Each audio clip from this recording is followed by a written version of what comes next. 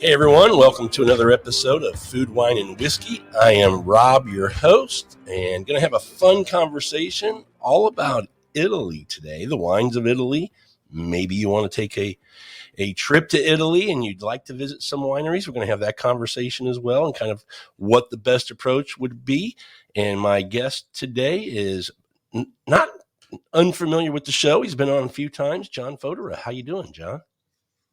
Rob, I'm good. It's great to be back. Thanks for coming back. And I know we do this a lot, but I always want to give you the opportunity to let everybody know, and just in case they haven't listened to your previous episodes, but who you are and kind of what you do and where people can find you. Yeah, thanks. Pleasure to be here again. As I said, it's always fun conversation. I'm the owner and publisher of the website Tuscan Vines, and you can find me at my name URL. It's www.johnfodera.com, JOHNFODERA.com. And all my content goes out there. There's some exclusive content that I push out only to subscribers of my newsletter, which is free, and the website will prompt you for that if you so desire. And then beyond that, I'm on what I consider the three main channels of social media, I guess, is Facebook, Instagram, and Twitter/X now. Yeah, X. That's a new one for us, John. Yep, I still call it Twitter. I mean, it's just a different logo to me. As far as I know, it hasn't changed its name, just its logo. But who knows? No, it actually changed its name, which is interesting. That's another topic. But now you'll notice it's not a retweet; it's a repost and all that kind of stuff. Yeah, I saw that. Yeah, so, I saw that. I didn't know you were on Instagram. I got to find you there. I know on Twitter is where I have found you and connected, and and Facebook. But I did not know you were on Instagram. I got to look you up there. Yeah, I mean, it's mostly just obviously pictures, but I do put links to the articles in there, even though I know that you can't click directly, which is something I wish they would fix. Yeah. But you can always copy and paste it. But yeah, no, whenever I have an article that has a lot of pictures in it, especially if it's food and wine related, less so much travel, but I definitely put them over there. Yeah. Well, today's topic, we're obviously you're the Italian guy, right? You write about these wines. You do a great job covering the producers of Italian wines. And I thought it would be good to just kind of get the state of Italy, related to wine. What's going on there? Kind of what are you liking and what you're seeing in Italy? What are you thinking about current releases of wines that are out, things that are going to be coming that you're excited for? Maybe some things that you're a little disappointed with, that maybe they changed some rules or did something over there that you're not happy with, but just kind of talking about the state of Italian wine right now. Yeah, and you hit all the above there with those suggestions for sure. I think one thing I would say, let's just high overview, very basic. 2020 and 2021 were probably two of the best vintages that I can remember in a long time for Italian whites. So when you find your Vermentinos, your Vernaccias, even your Pinot Grigios, and then you even have your more esoteric varieties like the whites from Lugana in Lombardy. They're really showing very, very well, and they're not expensive. They're perfect for summer. They're perfect for lighter, fish, seafood, shellfish, pastas, things like that. They're just really pretty wines. So I think that would be the first thing I would note, because those wines are out in the market all over the place now. Let me ask you about two that I've been enjoying, what you think about them, which are Soave Classico and Gave de Gave. Yeah, I mean, Suave is from Veneto, obviously. A lot of people, have a bad impression of Suave because of the 70s, the phrase Suave Bola. People associate, Suave with Bola, like, Kodak with film, or, whatever, Right. Band-Aid with Johnson and Johnson, but there are some really, really fine Suaves out there. And, even the ones from Bola. I mean, it's been a while now. It was probably 7 or 8 years ago. I had a dinner with the winemaker from Bola, and yeah, they still have their mass produced kind of high volume wines that are drinkable but not special. But they also have a higher range where they're really doing nice things. And Puripan and Genie are two of the best producers of Suave, and the wines are really really great. Gavi de Gavi, same thing. I mean, even more esoteric, right? That's the Cortese grape. It's high acidity, high minerality, high citrus notes in that wine, but very clean. That's Piedmont's white. In addition to the Arnase, but Right. um, not a lot of people have Arnase is very very small production. Yeah, those have been just some, but I'm glad you brought up whites first because I think when most people, the casual wine drinker, obviously they know Italy as being this classic region for great wines, but I think the whites Hmm. really go under the radar and aren't as appreciated. Obviously Pinot Grigio is out there, and that's probably the most famous white. But I think Italy has some fantastic white wines that more people need to be exposed to. Yeah, yeah, and if you travel there and you go to wineries, you'll see like perfect example, and we'll get to my tour later. But when we were on a tour last year, we visited Castello Monsanto, and they tasted us on this 100% Chardonnay, and it was out of this world. I mean, and I don't really drink a lot of Chardonnay at all, but I mean, this was no oak, no creaminess, no butter, but it was a full bodied, viscous, flinty, it was like a Chablis. It was in that style, Wow. and it really turned some heads. And being what it is, I think it's maybe it's $45 retail, and I don't know, I don't dabble in Chablis, but I know they're a lot more than that. Yeah, they can get You up know, there for sure. so my point is, a lot of times, you don't see those wines, at retail, but when you're on a tour and you go to a producer, you'll see these wines. So they do make them. They just don't have a lot of it. Yeah. Well, let's. Where would you like to start, in what region? If we went through kind of the regions and what you're seeing there, obviously, I would say let's finish in Tuscany because that's your. I'm going to call Hmm. that your Sure. your sweetheart, your baby. That's what Yep. you love all of Yep. Italy, but that's kind of where you really enjoy It is wine. true. Yeah, It is true. Yeah, I have my part of my heritage there. I've got friends there, and now that I'm traveling there more often, I have a lot of inns there that I have to a lesser extent in other places. But I think what I would start with is we'll talk about Piedmont for a minute and tie that into the current conditions on the ground, related to this growing season. I won't say harvest yet, because they obviously haven't started picking grapes. And then we'll talk about, the broader wines from Piedmont, let's say. So Barolo and Barbaresco. Just now, I saw yesterday some 2019 Barolos were showing up in the shop at market. I was kind of surprised. But there's 2018s out all over the place, and 2019s are coming now. 2019 was a great, great vintage, almost universally across Italy, and it's definitely something that consumers want to look for. 18 is the 18s that I've had, whether it's been from Chianti or Montalcino or Piedmont. They can be very nice wines, but there's a lot of unevenness to them. It's almost like 60% good, 40%, not so great.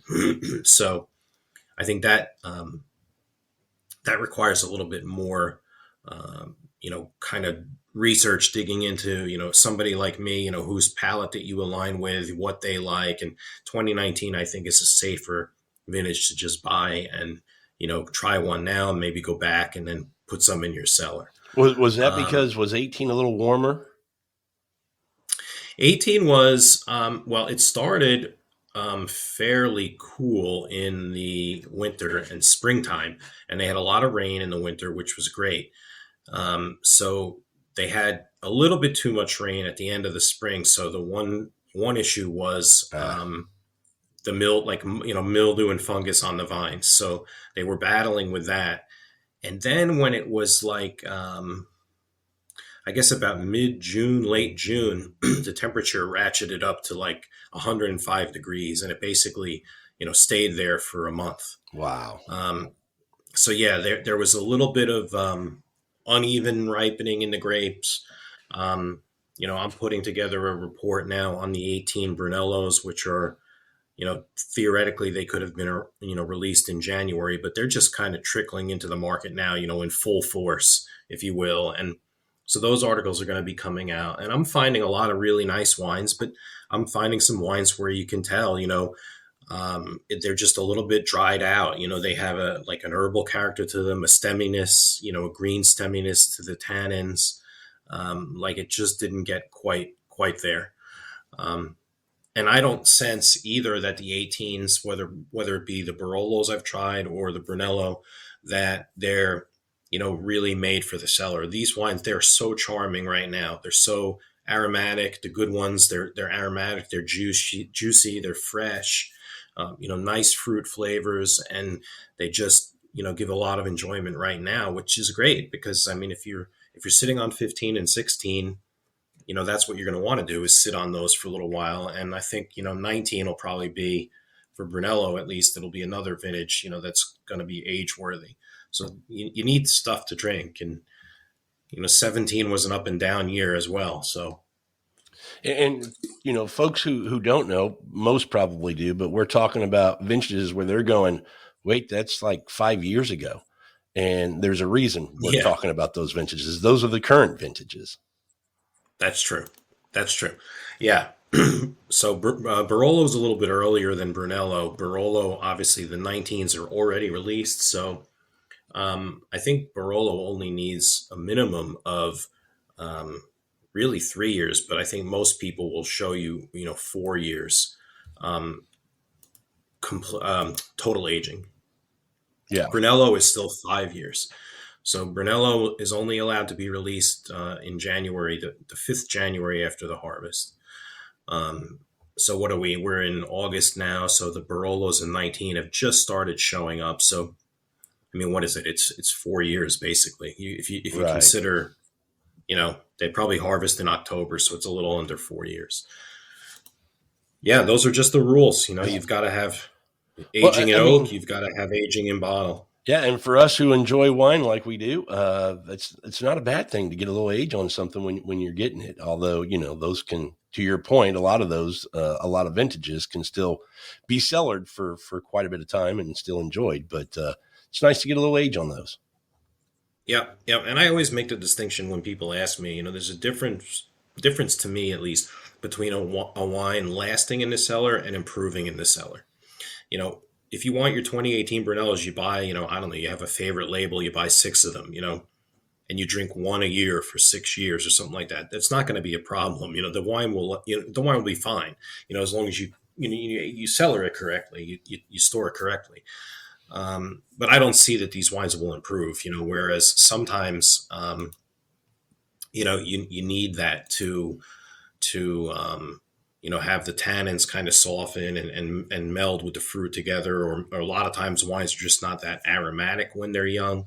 Um, they, Brunello, whenever I go to these large trade tastings and I sit and taste, 50 or 60 Brunello, after a while, my notes say, aromas of fruit and spice, fruit Yeah. and spice, fruit and spice, that's all that they have, so it's hard to pick out, more complexity than that, but that happens with age. Um, but I think, for example, the 18s are the perfect case in point. Yeah, You just enjoy them. I always say, John, and you kind of told me this a couple of years ago, and I really believe that with the cellar. That sometimes wines can improve, but sometimes wine can just last and they don't get better. But what I have found over the years is that wine can be good young if you like that type of profile, providing that the tannins aren't too big and it's in balance and things like that. But to your point, the wine can still change in the cellar, where the fruit might soften, the tannin still might get a little softer, but you start to get some of those tertiary notes that come. And if you like that profile, there's nothing wrong with letting that happen in bottle and then enjoying the wine when you get that kind of profile. But I also know people who don't like that profile and they want, Right. a more fresher wine, the fruit to shine a little bit more crispness to it. Definitely. I mean, definitely. I mean, it's all a matter of personal preference. I mean, to your example, the one characteristic I always find whenever I'm drinking a Tuscan Cabernet, and if it's 100% Cabernet, absolutely, but it could even be like a 70 or 60% Cabernet blend. The longer I let that sit, and I find this in Tuscan, I don't find it in Napa, I don't find it in Bordeaux. As it ages, and I'm talking maybe 10, 15 years from vintage, it really gets a real strong leathery component. When you kind of smell that saddlebag or a worn bomber jacket, like Yeah. beaten on a rock, something like that, and I find that all the time, and it's not just one specific wine. I find it across producers, so I think it's just the way you know that Cabernet reacts in Tuscany. I mean, everybody says, "Oh, the Cabernet, it's an international varietal. I like to have only indigenous Italian grapes." And whenever I talk about that with a winemaker, they say, "Well, Cabernet's been in Tuscany for 70 or 80 years. This is an Italian one. Now this is Yeah. Cabernet with an Italian accent. That's what they say.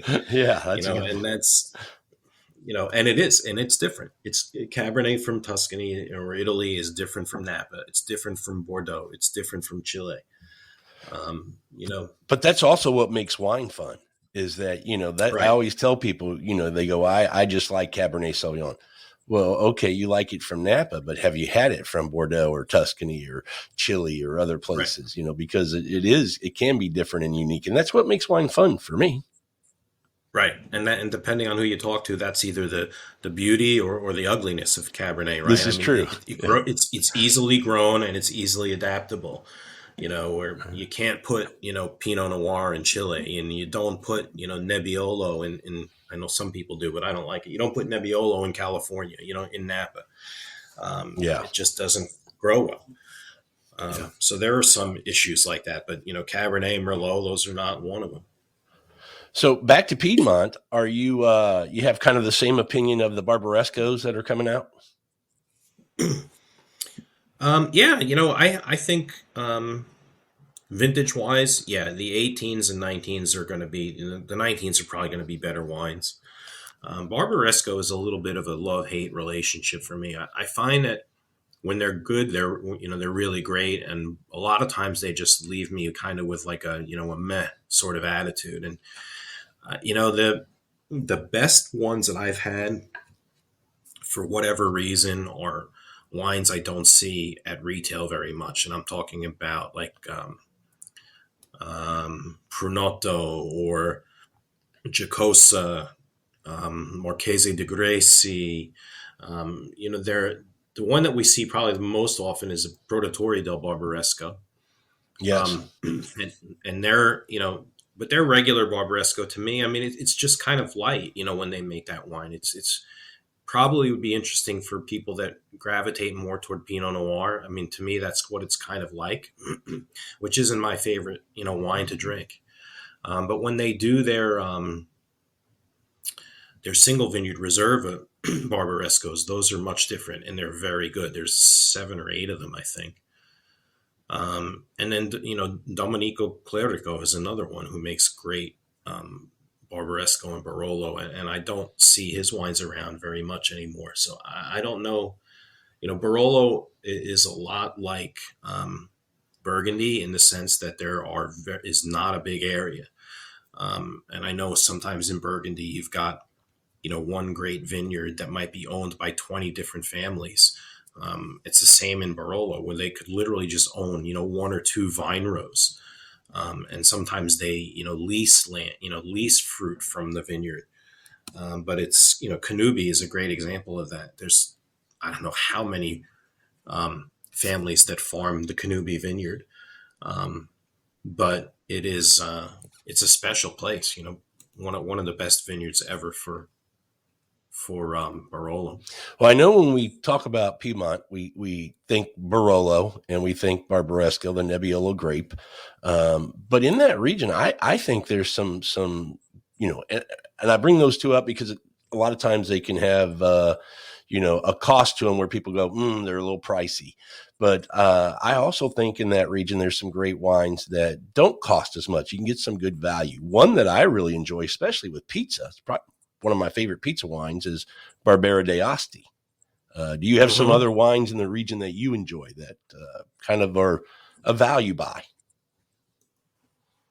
Yeah, I mean, I think that well, you're right on with Barbera. I mean, I don't think it matters if it's from Asti or from Alba. I think the only difference there is, to me, the Astis, Barbera from Asti is a little more high toned, a little bit more acidic, which is not a problem if the fruit is balanced. And the Barberas from Alba, I think, are a little heavier, a little rounder. They don't have that quite have that same acidic punch, but any good, Barolo producer will make, a good Barbera. I mean, that's what the Piemontese are drinking every day. Barbera, Dolcetto, maybe even Grignolino, which is really, obscure.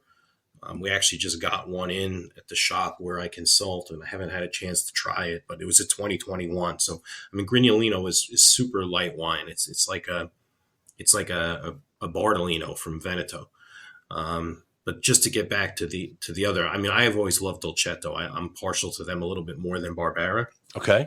But it's the same thing. I mean, it's a very fruity, fresh, black plum and spice and licorice kind of driven wine. Very fresh, very juicy, and easily. It's only meant for early consumption. So you'll find 2019s, 2020s. Just grab them and drink them up, like you said. Pizza, pasta, paninis out on the barbecue. You could chill them down a little bit.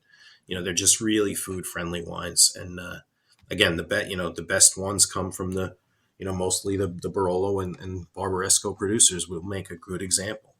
Yeah, And you find a good producer, they do a good job across the line. and you can find them, John. I find some really good ones, sub $20, but no more than 30. You're getting a great wine. Yeah, I would agree with that too. I mean, you could definitely. There are a couple of crazy producers that sell an $80, $90 Yeah, Barbera, which you don't even need to go there. Um, no, but you're right. I mean, $20, $25 is probably the sweet spot.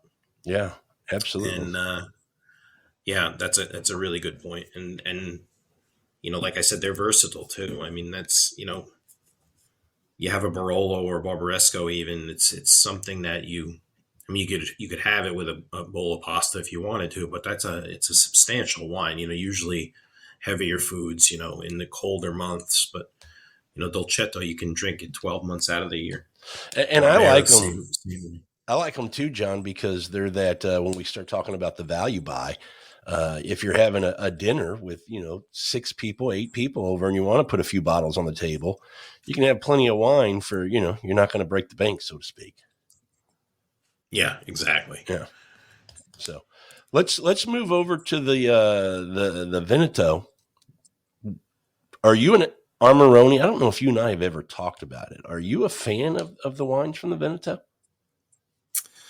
Um, I don't drink them very much, so I guess the answer would be no. But it's not that I dislike them. It's there's two. Well, how do I say it? I guess there's two basic wines that come from Veneto. I'm talking red wines. Obviously, there's Suave and things like that.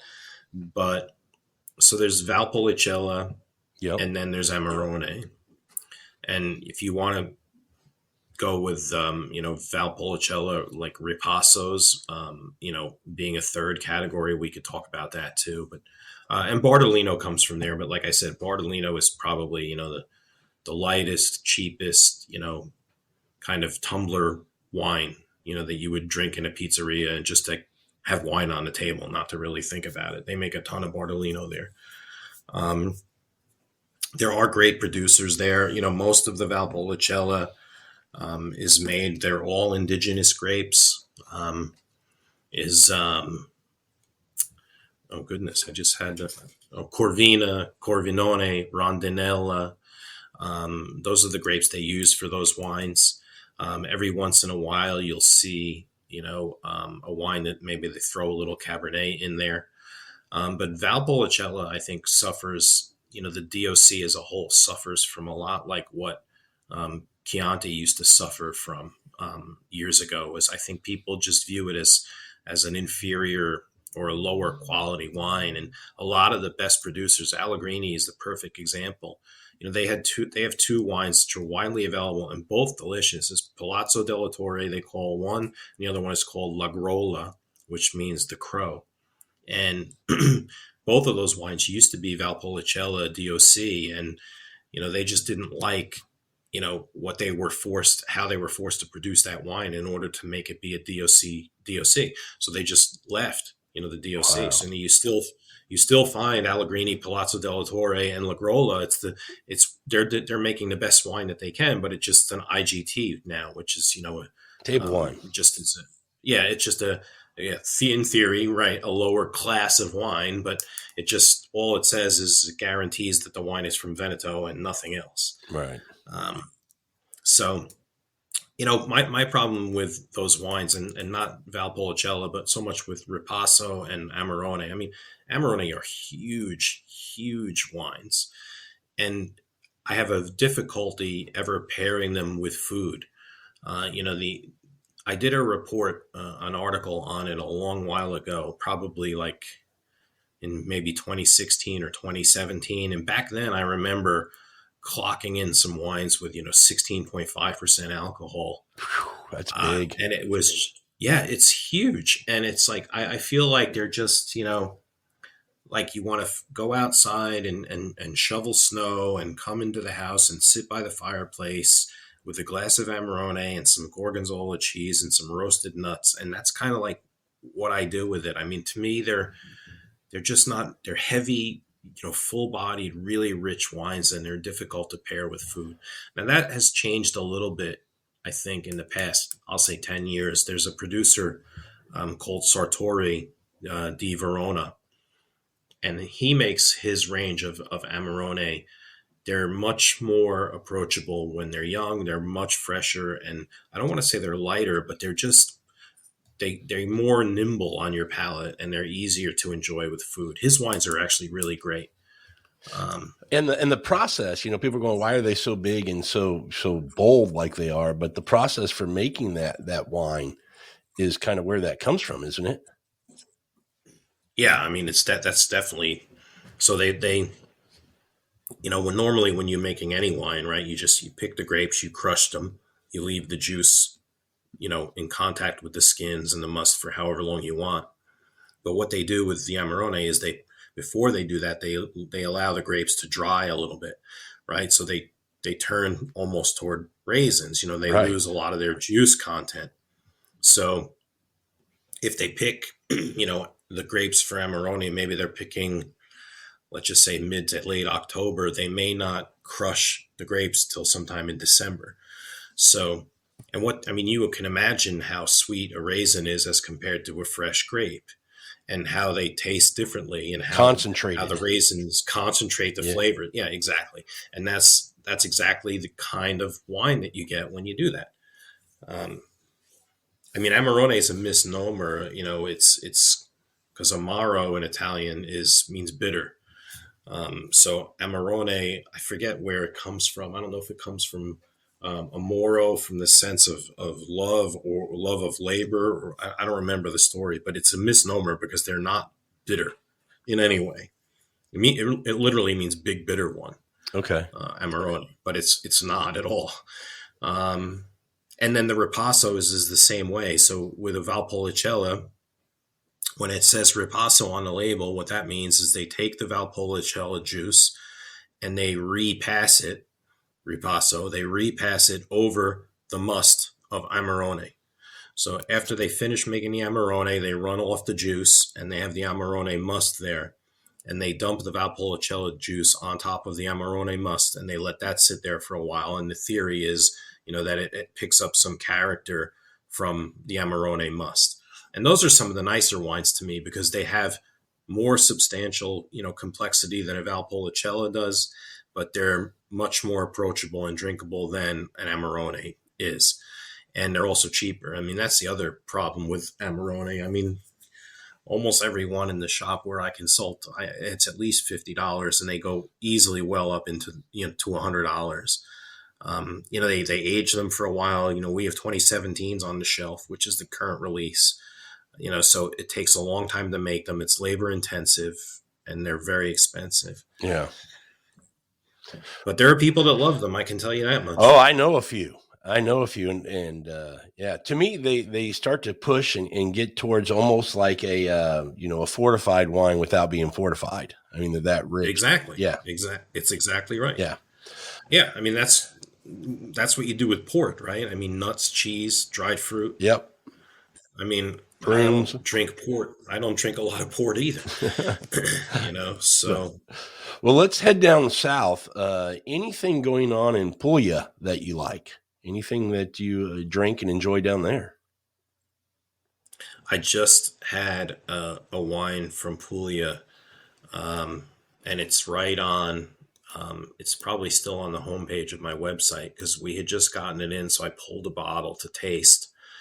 And what drew me to it was the DOC, which I had never heard of, but also the fact that it was awarded Gambero Rosso Tre Bicchieri, which is 3 glasses. That's Gambero Rosso's highest award to a wine.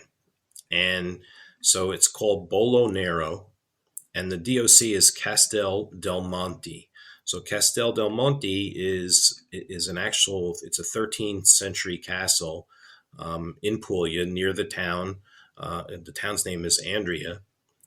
But the vineyards that just kind of started springing up around Castel del Monte ended up taking the name of the castle for the DOC.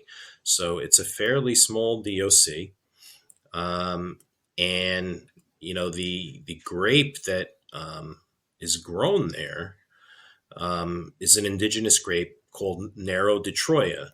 So they use that grape in the DOC as well as Elianico, which is also from Basilicata and from Campania. Elianico is responsible for the Terrazzi wines of Campania. So when I saw the Tre Bicchieri on that, I grabbed the bottle and tasted it, and it was a 2019. It's a great wine, really pretty. A lot of dark fruit flavors, a lot of floral aromas. I mean, I kind of described it as like a hyper, like a more masculine version of like a dolcetto. It was really, really nice, and I think it's under $15. So, wow. I mean, it's a great little wine. That's awesome. Okay, and then if we jumped from there and we hit a couple of the islands, Sicily and Sardinia. I've not had a wine from Sardinia, but I've heard a few people talking about there's some good wines that can come from there. Oh, I love Sardinian wines. The two biggest producers there are probably Argiolis, but the one I really love is called Pala, Pala. They make a tremendous Vermentino, and then most of their wines on Sardinia are indigenous reds. So the name there they call it Cannonau, which is Grenache, but they also have a grape there called Monica, and in addition to that, Pala has other wines that they craft with. I think they use some Merlot. They definitely have some Syrah. But they really stay true to the Sardinian roots of the Cannonau and the Monica. And what's interesting about it is I think Sardinia, it's a huge island. People don't realize. I believe it's the largest province in Italy because it spans from the almost northern tip of Lazio, where Rome is, and it goes all the way up to the southern border of Tuscany. And it's a huge island. They have a desert climate. They have what we would call like a sub, Mediterranean, quote unquote normal climate, and they also have snow. So they've got everything there, Wow. and they've got the beaches. But in Sardinia, I think, to Google it up, I saw once. I think the people live there longer on Sardinia than any other place in the world. They have the longest, yeah, Life the expectancy. long life expectancy in the world. Wow. And they were attributing that to the Mediterranean diet, but that they eat a lot of lamb and pork, which they have on the island, but they also would attribute it to the Cannonau, to the wine. Um, so it was very interesting. And the one the label that they use, that they make this grape from Monica. They have the label branding that Paula uses is called Fiori, which means flowers. So the red Fiori is made from Monica, and the white Fiori is made from Vermentino and some other things. But the Fiori, the actual picture, is of a flower that is indigenous only to Sardinia. It's not found anywhere else in the world. So they do some crazy, crazy things there. But the wines are super food friendly, and really, really nice. Are they distributed pretty well here in the States Paula, from yeah, Sardinia? Yeah. Paula is they're brought in by Banville and Jones. Okay, I know Banville. So Okay.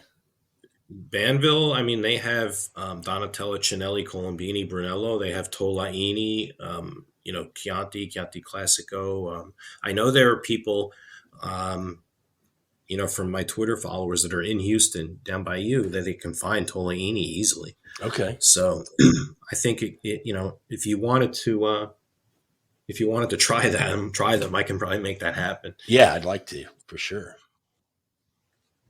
How about Sicily? I've been drinking a lot of Sicilian wines over the last couple of years, and really like what they're doing there. How do you enjoy Sicily wines? I like them a lot. I mean, that's a big part of my heritage. My father's family was from there. But the move, like I view Italy as in two halves, kind of. Like, you have the Etna wines. You'll see them labeled Etna Rosso. Yeah. They're made from Nerello Mescalese and Nerello Cappuccio, two indigenous Sicilian grapes. For my tastes, the wines on Etna, obviously it's a volcano. There's a lot of volcanic soil there. To me, they're always a little bit like white, peppery, and ashy and smoky underneath the fruit. And the fruit is, to me, it's just very light bodied. It's not something that I usually enjoy drinking, but the Etna Rosas are super hot now. Ever since, well, not ever since, but partially, I think, with when during the pandemic, when Stanley Tucci did that show, Searching for Italy, Yes. he went and visited, Ariana Occhipinti, and she's a producer on, Etna Rosso, and they kind of took off from there. I mean, to me, like I said, they're just not my cup of tea. But on Sicily as well, on the let's see, on the western side of the island, Planeta is there, Donna Fugata is there, two super producers, and they're pretty large. Um, they have some Etna Rosas as well, but they also have the grape I really like is Nero d'Avola. So Nero d'Avola is another Sicilian indigenous grape, but that makes medium to full bodied wines. Fresh, but they're more substantial. And again, they use Merlot, they use Syrah, not unlike Sardinia. And then they also have a range of white wines as well, whether it's Chardonnay. They use a Sicilian grape called Grillo, Grillo. Um, that makes some pretty nice white wines, but that's what I tend to gravitate to when I'm looking for local flavor. Okay. Is there another, before we get to Tuscany, is there another reason you'd like to hit on real quick? I mean, I don't really think so. I mean, I think what you're seeing is more and more regions are trying to make, you know, more higher quality wines. I think even in the South, we talked about, Puglia briefly, but, even Calabria, where the Chiro designation is, and Sicily and Campania too. I mean, Aglianico can be tweaked in many different ways, where it can be a lighter, fresher wine. You find that from Basilicata, where it has, Aglianico del Volture. That's kind of like an easy drinking, medium bodied wine. And then you have versions of Aglianico and Campania that are, big and brawny wines. A lot of people refer to it as the Barolo of the South. I don't really ever understood that comparison. I mean, to me, they're not anything like Barolo. But one of the best wines, one of the wines I love, is a wine called Montevitrano. It's from Campania, and it's 60% Cabernet and 40% Aglianico. And to me, it's just a delicious, delicious wine. And I was out in a restaurant in Manhattan a while ago, maybe a month ago, and they had the 2012 on the wine list at a very reasonable price. And, we got it, and it was still, ultra dark in the glass. I mean, it was just a beautiful, beautiful wine, drinking so well. And it's, 11 years old, like it's, 11 months old. And it was great. It was absolutely great.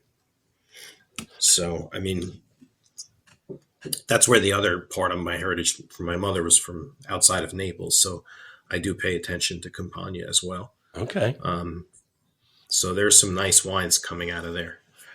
Well, let's dive into your favorite and my favorite region, Tuscany, and all the different wines that we can get, through there. And I'm still, there's some regions I'm probably going to bring up, and you're going to tell me it's either in Tuscany or not. And I'm not an expert on that, but I'm sure you'll enlighten me. But let's start with just Chianti and what you're thinking about what Chianti's doing, Chianti Classico, Reserva, and everything that's going on with Chianti. Yeah, I mean, I think the biggest thing that has just come out now with Chianti is, or really Chianti Classico, is this move to further differentiate the grape growing regions that are on the labels of the bottle.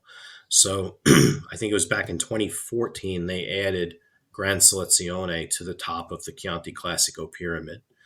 So now I think starting with, I think it was the 2024 vintage, I forget.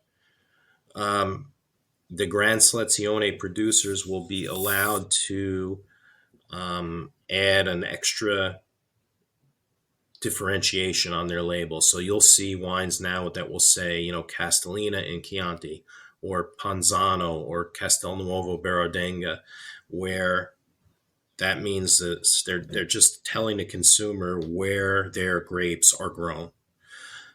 So, like anything else, in Italy, it was fairly political with the Consorzio. But the Giovanni Minetti is the owner of Fontodi in Panzano, and he is the current president of the Consorzio. So he was spearheading this, and he did a really great job, kind of getting everybody on board, and I think with the minimum amount of confusion.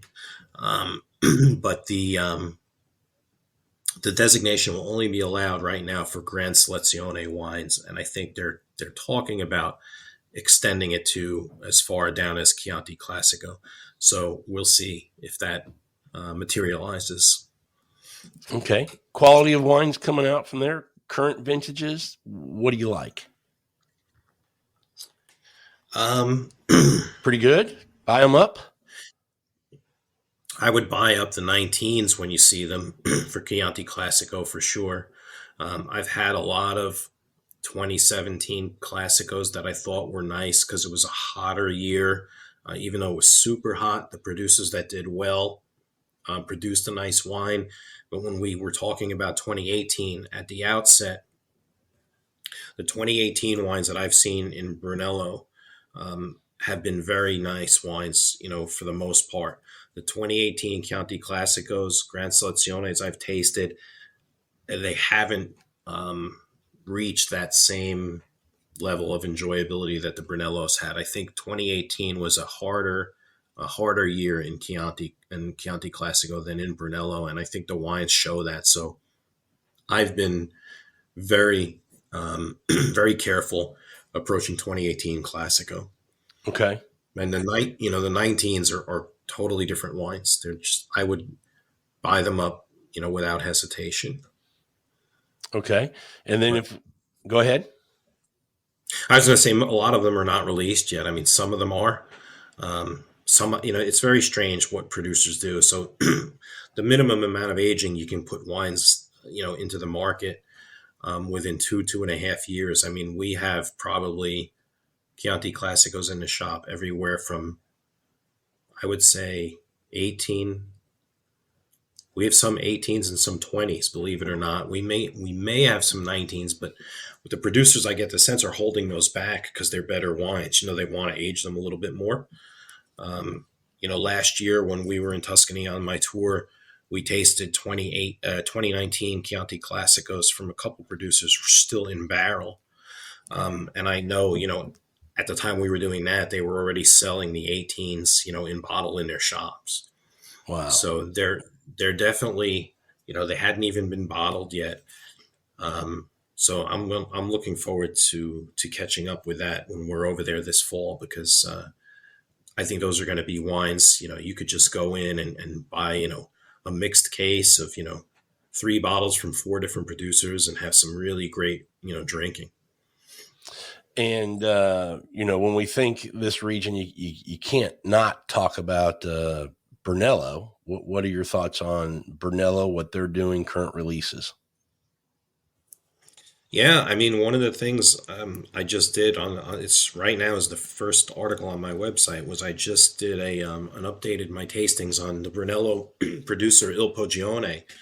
But what I did was um, I had the winemaker on there with me for an interview as well, and I put the issue to my readers on Twitter. I said, you know what, I've interviewed a million winemakers. I know what I want to ask them, but what do you want to know? So I got all my questions from my readership and put them to the winemaker, and he was great. And the issues in Brunello are really not what I'll call critical issues. There's basically two debates, or two discussions. Basically, one is the global warming, the climate change, and how they're dealing with that, and the other one is the constant discussion about whether they should start, subzoning, subdividing the Brunello zone, Ah. like what we were just talking about, in Chianti, and although every time I bring this up with a winemaker, they shake their head no at me. It would just confuse people. It wouldn't do. Everybody knows what Brunello is. They don't need more words on the label. It wouldn't help the consumer. It would just cause confusion. They all say that to me, to a man, but then this discussion never seems to die. So I don't know who's putting this forward and who's driving the bus, so to speak, but I'm definitely going to talk about that when I go over there in Well, October and see what people are thinking. Because and Montalcino, I mean, it's a small area. I mean, for as many producers as there are, it's kind of goes both ways. Even in that small area, there's so many different altitudes and so many different soil types, but the area itself is pretty small. It's about, I think I read once, it's twice the size of Manhattan. So I mean, if you didn't have traffic lights and traffic, you could zip from one end of Manhattan to the other in under 10 minutes in a car. So it's not huge.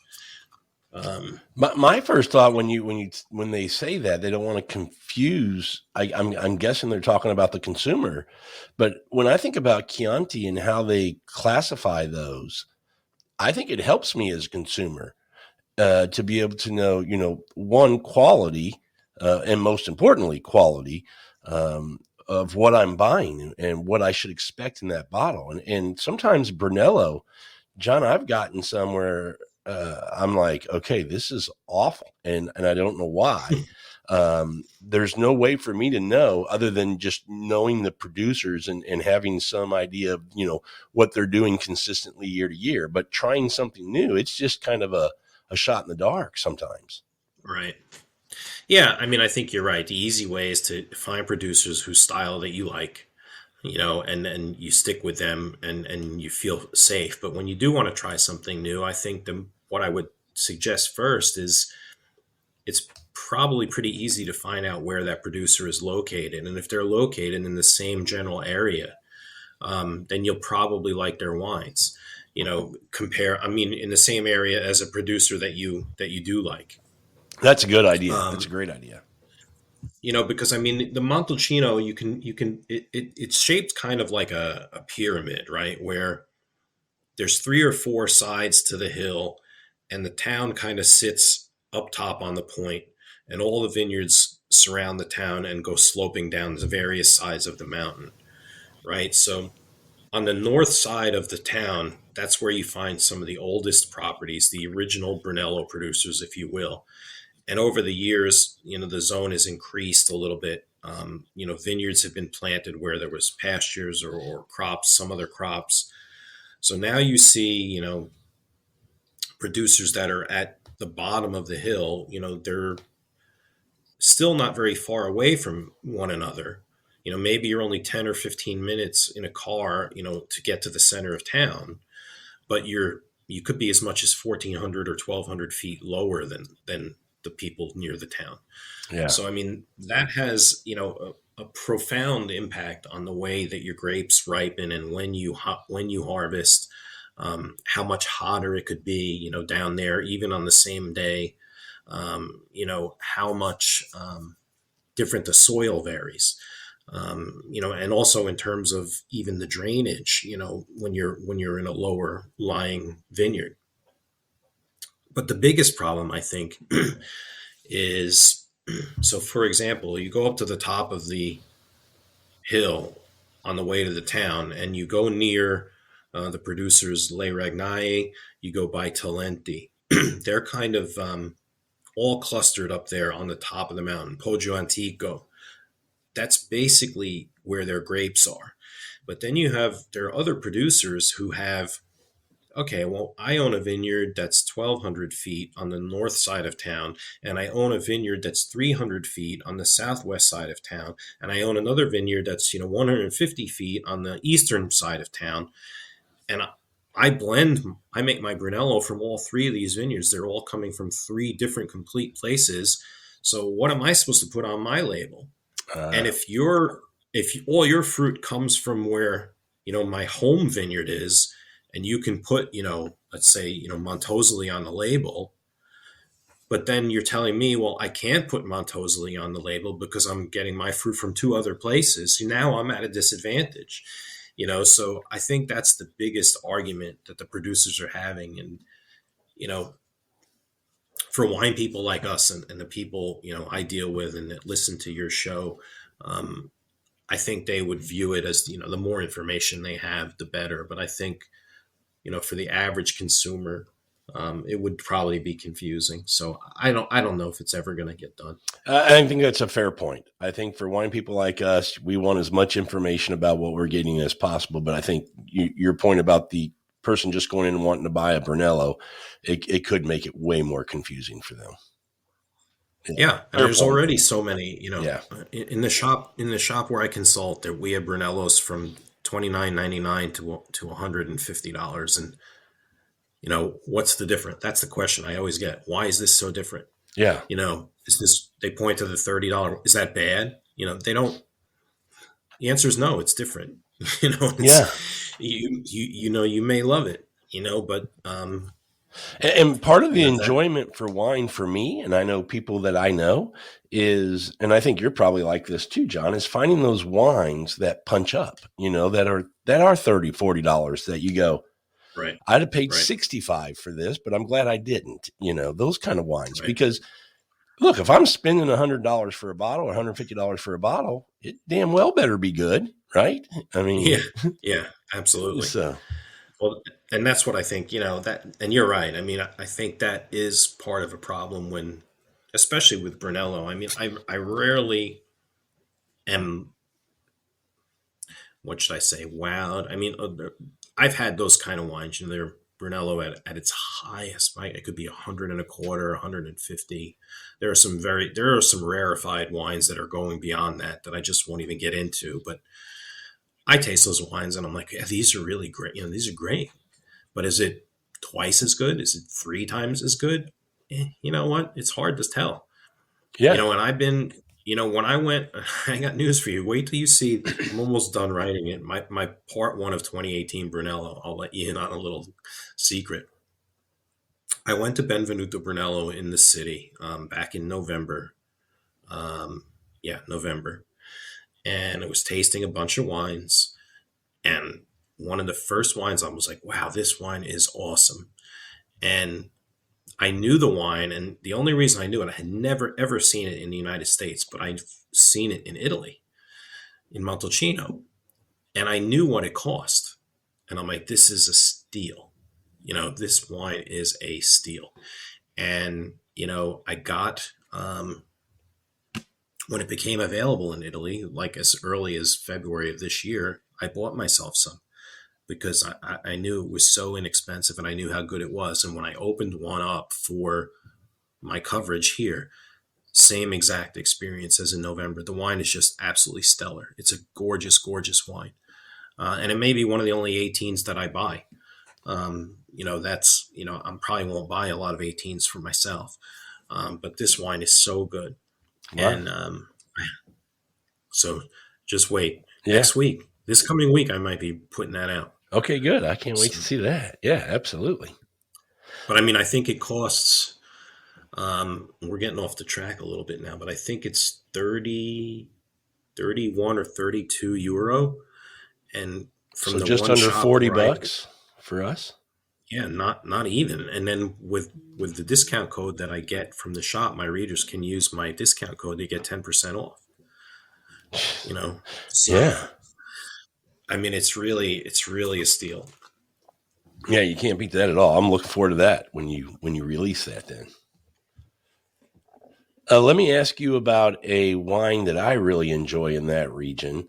And I think over the last few years, it's getting, at least where I'm at, it's getting kind of some more notoriety. People are starting to drink it more, recognize it, appreciate it more, which is, and you might go, it's Rob, it's been that way for a long time. You just weren't seeing it. But Vino Nobile de Oh, Montepulciano. Yeah, I'm a yeah, fan.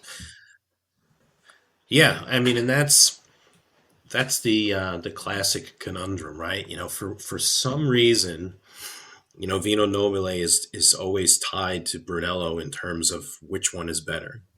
You know, but I always try to get people away from that. I'm like, you know, don't even think that way. You know, I've had Vino Nobile, you know, that have been produced in such a way that I thought were, you know, better than Brunello, and vice versa. They're just different, you know. And you know, Vino Nobile is made from a clone of Sangiovese called Prunello Gentile. But by law, it only needs to be 70%. So you'll see, you know, producers using, I don't know, 80 to 85% Sangiovese, and some throw in 15% Merlot. Now, how can you compare that wine to a Brunello, which is 100% Sangiovese by law? It just doesn't work. Right. You know, that's um, my only qualm with Vino Nobile. It's kind of like Chianti Classico, right? Where you kind of have to know what you're buying, because a lot of producers now in Vino Nobile, like Avignonese is a huge producer. They're 100% Sangiovese now. Um, Poliziano, which I love, I think is 85% Sangiovese. They put in 5% Canaiolo and 10% Merlot. But we have the 2019 in the shop, and it's flying out. It's an absolutely delicious wine. I love it, and it's only $25. Wow. You know, and the Avignonese I think is right around $20. But there are other good producers there. You know, Contucci, Boscarelli, Day, Fattoria del Cero. You can find these wines in the United States, you know, without much of a search. And again, you know, Salchetto is another one. Beautiful winery. They make a number of Vino Nobiles at different levels. Yeah. They're organic, they're biodynamic.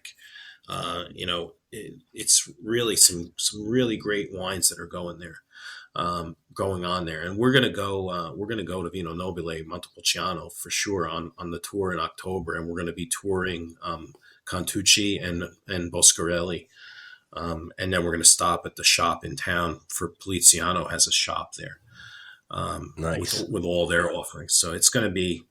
I look forward to showing people that too because they don't realize it. They don't know what it is.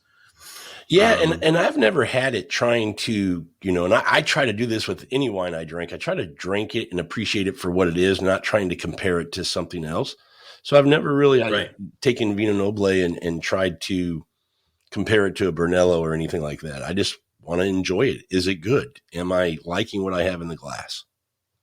Right. Right. Yeah. Well, let's confuse the folks a little bit. We said Vino Noble de Montepulciano. That's the Hmm. town. But another Right. wine I enjoy, I think is a great value, John, is Montepulciano de Abruzzo.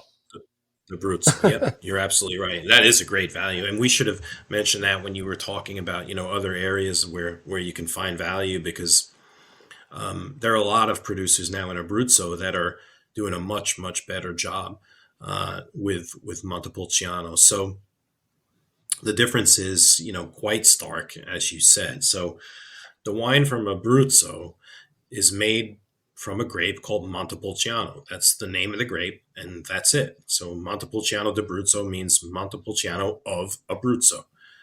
Nothing more than that. When you have the Vino Nobile di Montepulciano, that Montepulciano in Tuscany is referring to the town of Montepulciano. So that is literally the noble wine of Montepulciano. So because of this confusion and people in Montepulciano, the town, were thinking that their reputation was being dragged down by Abruzzo. Always the aristocratic North looking down at the South. The peasants in the South.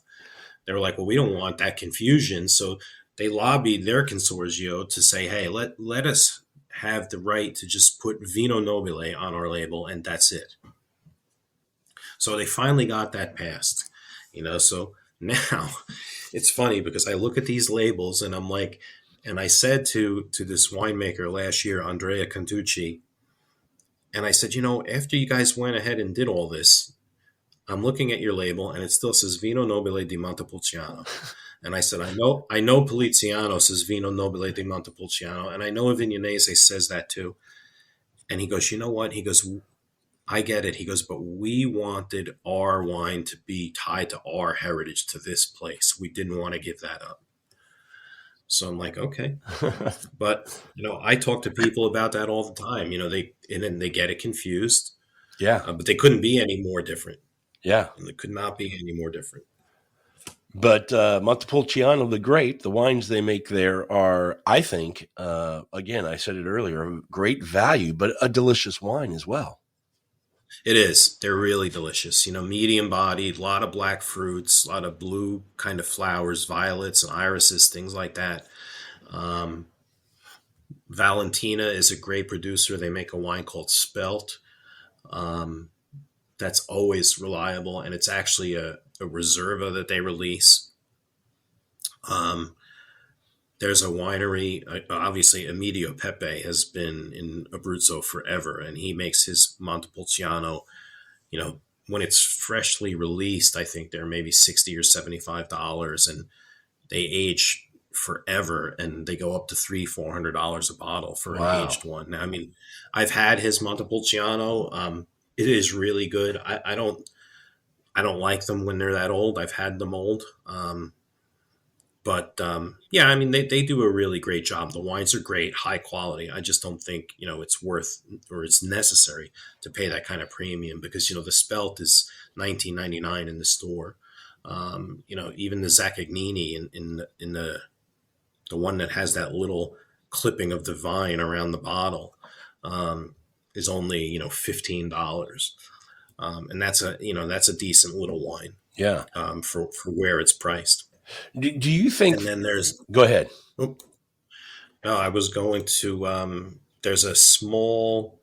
Um, there's a small area in Abruzzo in the kind of like it's like a oasis, if you will, inside the Montepulciano DOC, which is actually a DOCG, which most people don't have any clue about that. And there are a couple producers in there that are really making really great wines.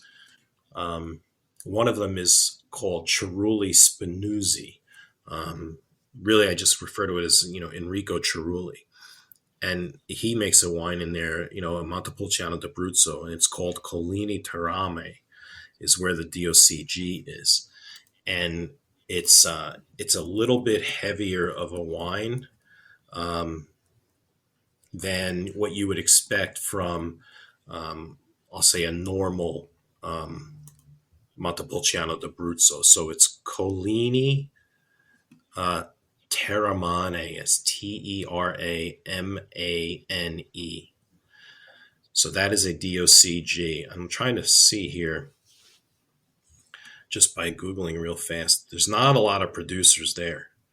Um, it's hard to tell. I don't see anything. That would be something I would have to look up. Yeah.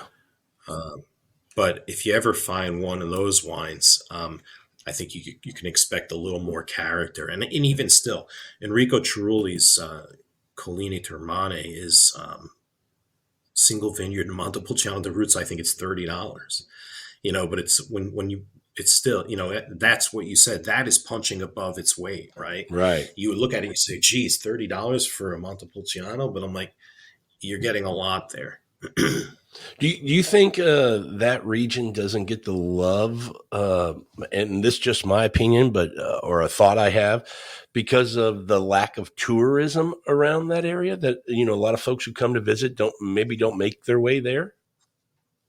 So It's funny you bring that up. I mean, I don't know the answer to that, but I would suspect the answer is yes. And the reason why is because for the last 2 years, this past June and the June before that, I was invited by, I guess there's a consor. Everybody has a consorzio, so there must be a Montepulciano d'Abruzzo consorzio that was trying to bolster its reputation, and they hired a PR firm, and they invited me on a press trip, 1 week press trip to go to Abruzzo.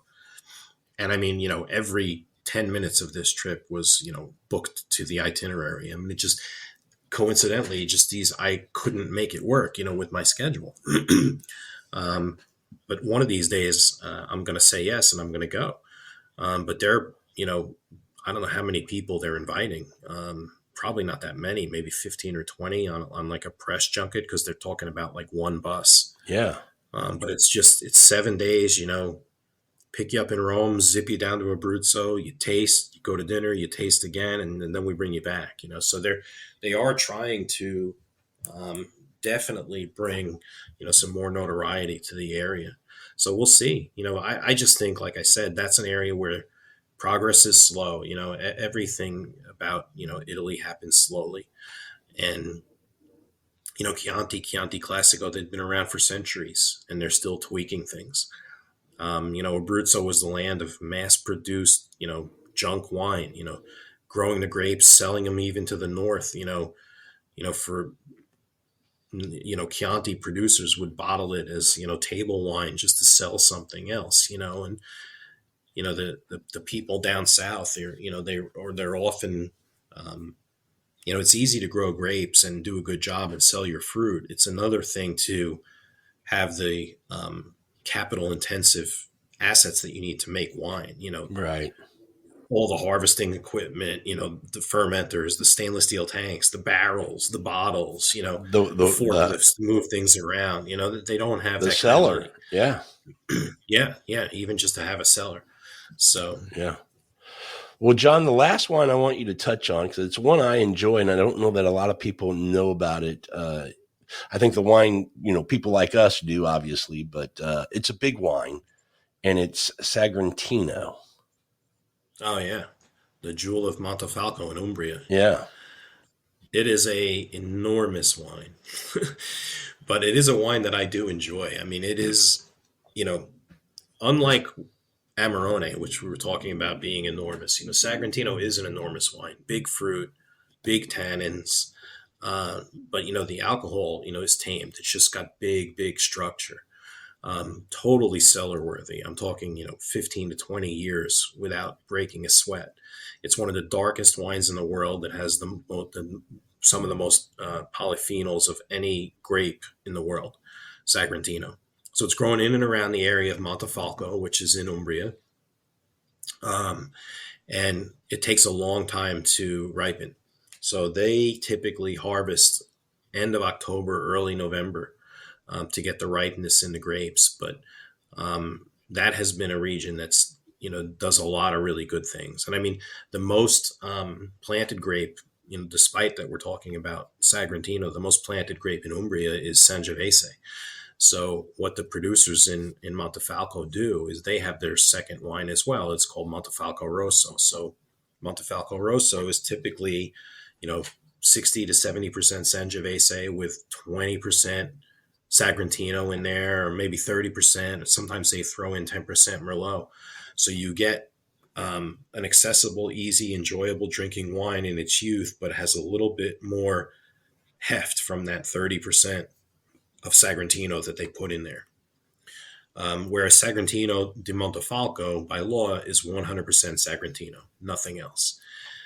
And like you said, those wines are huge. But I mean, for me, I probably have maybe maybe half a case in my cellar. Have one or two bottles, maybe a year, but I love it with like a charred grilled ribeye. I mean, Yep, that's its sweet spot, man. I mean, it's just gorgeous. absolutely. And it's a big wine. Big tannins, needs big food, but that's the way to go with that one. Well, I do want to finish by I want a little bit of a tease because what I'd like to do, John, is have you back on and really dive into a conversation about touring, in Italy on wine tours and really diving into that deep. But to give a little tease, let everybody know kind of what you do with wine tours. You have something going on that you do annually. I've got my fingers crossed that maybe you'll start doing this more than one trip a year, that you'll get enough interest and enough want from folks to go over there that you'll kind of up the trips that you do. But let everybody know what you're doing with your wine tours. Yeah, no, for sure. And I think definitely the interest is there. Right now, it's just a matter of, logistics between my partner and I. But I mean, two trips a year to Tuscany is very doable. The interest is definitely there. So what we're doing right now, it's called Rustic Tuscany. It's a 10-day tour that is intensive to Tuscany and Tuscany, the region of Tuscany, but of Tuscan wine and Tuscan food.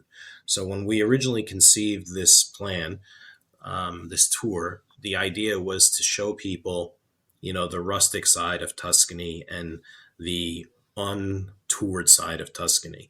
We were trying to not have them even see a single tourist.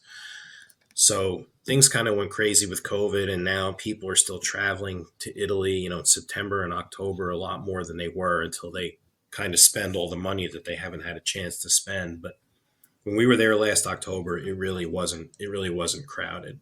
So what we do is, my partner has lived in Italy and has worked, within the wine industry for 30 years.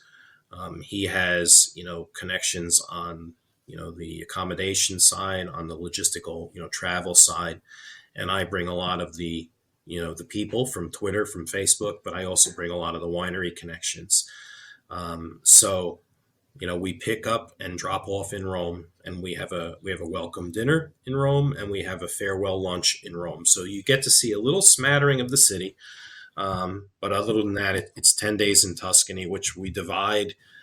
We spend about a week in Maremma and Brunello area, and then we spend a week in Montepulciano and the Chianti Classico area. So within the 10 days, we probably do anywhere from 17 to 20 wineries. And that sounds like a lot, but the way that we structure each and every day, it's not a crazy pace at all. So last year was the first trip. We got phenomenal reviews and comments on it, which you can see on my website. There's a page there dedicated to the tour. So I started selling this October's trip, I think back in in March, and I was sold out by sometime in early April. So we only take 12 people maximum. So you're getting exclusive access, you're getting, expert guides with a lot of attention, individualized, personalized attention. We're not, Mario Perillo, we're not Rome, Florence, Venice. We don't step foot in Florence on this tour.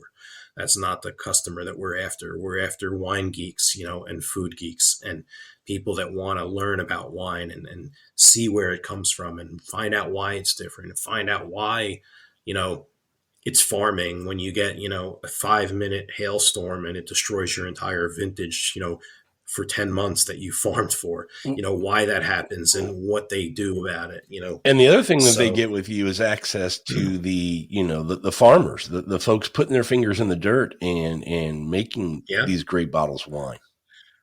Yeah, we were all over the vineyards last year, literally in the dirt, touching the vine rows, talking to the agronomists, talking to the winemakers. When we were in Montepulciano, we went to Cantucci and we were hosted by Andrea Cantucci, whose family has been in the house where he lives for over 1,000 years.